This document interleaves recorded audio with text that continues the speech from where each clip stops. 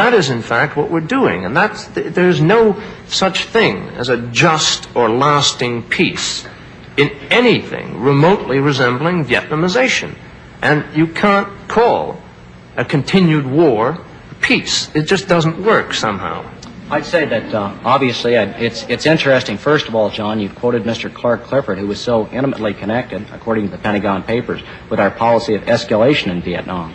I think it's quite evident that certainly our prisoners will be released. I'd suggest that if we got to the point where we had no one there, they'd be released under the following preconditions. It's been suggested a number of times. First of all, we'd pay reparations to the North Vietnamese. Second, we'd topple the Saigon government.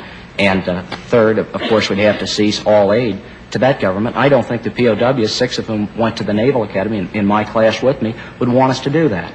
And to go on just a little bit further, how will they be returned? I think it's quite evident that you'll reach a point in Vietnam when instead of facing Americans who are going to go home, you're going to be facing South Vietnamese who are never going. As a matter of fact, they are home right then. I think that the story of the last 2 years is that the war, that the Viet Cong or the North Vietnamese effort in that country is less and less indigenous. And I think that at a certain point that the North Vietnamese will certainly realize the futility of our efforts. I admit both choices are bad. I just suggest that my choice is a better one than yours is. It's a better and surer way of getting the POWs back. To continue on Vietnamization, I still don't understand why the prisoners will come back. According to that. I'd say that it is certainly our best hope of getting the prisoners back. But we can guarantee them come back. I suggest that if we reach a certain point, and we can't guarantee getting them back tomorrow. There's no one that has ever said that we'd get them back tomorrow if we withdrew from Vietnam. You can't believe that. But it has been said. It has been said very clearly. Madam Binh hasn't said it. Madam Binh doesn't hold the prisoners. San Thuy does, and he said it. They both hold a number of prisoners. As a matter of fact, we don't even know how many prisoners the Viet Cong and the Laotians and Cambodians have because they've never identified any of them. I would like to say this on Vietnamization. I think that it's quite evident under the Vietnamization program, under what's happened, that it is succeeding, that it does provide a viable political solution to the war. That's been the story of the last 3 years. No one has said there'll be a bloodbath if we pull out, which is a cliche we used to hear a lot. Does either of you still think there would be I think if we pull out prematurely before a viable South Vietnamese government is established, that the record of the North Vietnamese in the past and the record of the Viet Cong in the area I served in at Operation Sea Float clearly indicates that's precisely what would happen in that country.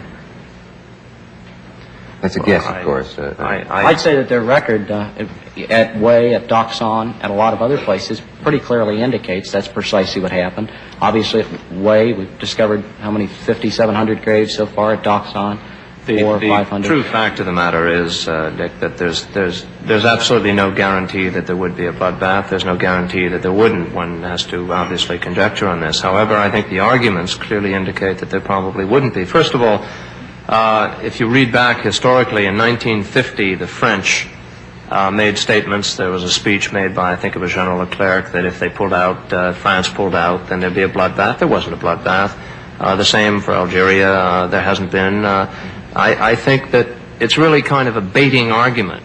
There is no interest on the part of the North Vietnamese to try and massacre the people once people have agreed to withdraw. There's just no purpose. Now, I realize that there would be certain political assassinations, and that might take place. And I think when you balance that against the fact that the United States has now accounted for some 18,600 people through its own Phoenix program, which is a program of assassination, and when you balance that off against the morality of the kind of bombing we've been doing in Laos and the kind of destruction wholesale of the country of Vietnam, which amounts to some 155,000 civilians a year killed, then I think to talk about 4,000 or 5,000 people is lunacy in terms of the overall argument and what we're seeking in Southeast Asia. I think that's a very highly spurious argument for the following reasons. First of all, after the North Vietnamese took over in North Vietnam in 1954, everybody knows about the bloodbath that occurred there, 50 to 60,000 estimated dead at that time. There were 1 million refugees that came south.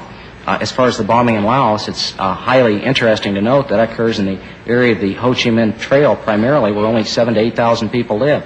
It's true that there is a severe refugee problem. There are 700,000 refugees, for example, in Laos. There were 10,000 down at Seafloat. I suggest that all Mr. Kerry's program does, it stops the refugee problem, but it stops it by giving those people no place that they can possibly go to. I think there'd be a very severe bloodbath there. We have a message. We'll be right back. Local station.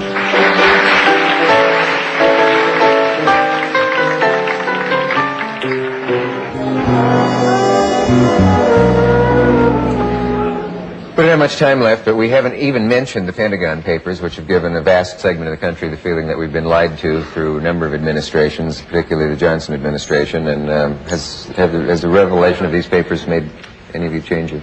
Dick, I'd like to just make one point before we get onto that, and that's on the bombing. The bombing has not been constrained only to the Panhandle. The Mayo tribe, we've created some 800,000 refugees now in Laos. The Mayo tribe has been, the men about 50% decimated and the women 25%.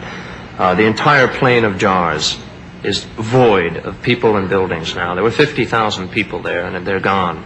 Fred Bramfman, who returned from Laos after 4 years of work there, has some 1,000 pages of documents documenting from the refugees themselves about the bombing of civilian houses, and I think it's very conclusive. But I'm glad you've raised the question of the Pentagon Papers, because I think that they are a terribly, terribly important aspect of what has happened, because they do show, well, they show a great many things, and they are partially incomplete, but they certainly show the duplicity and the deceit which has been involved in building up this war, because clearly there was a peace candidate who ran in 1964 who was not a peace candidate. And clearly we were committing aggressive acts against covert warfare against Laos and against North Vietnam prior, without telling the American people. We've been bombing Laos now for 7 years, and only this year the American people were told.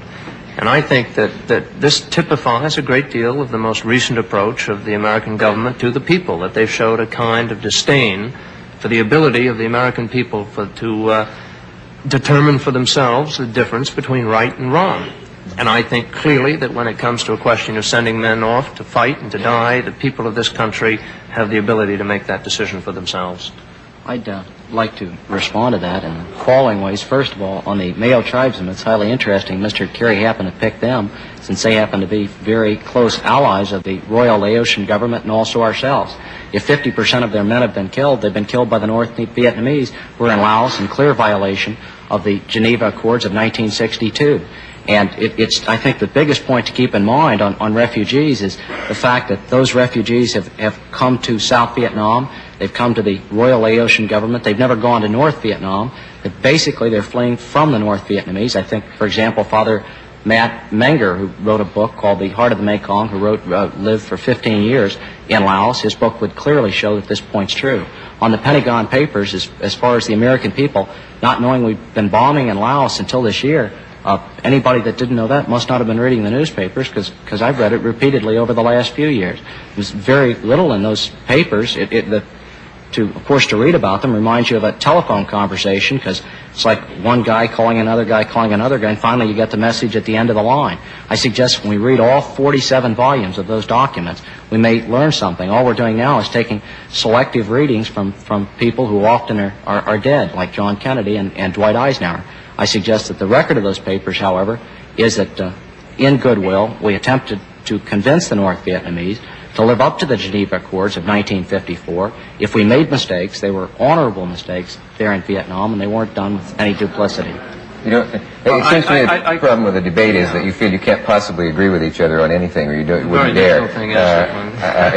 It seems hard that anybody could not think that there's been some cynical treatment of the American public and the political machinations behind the scenes that are reported in those papers. Well, for example... I don't think you'll be losing anything if you... Here's someone else... I don't mean as an insult.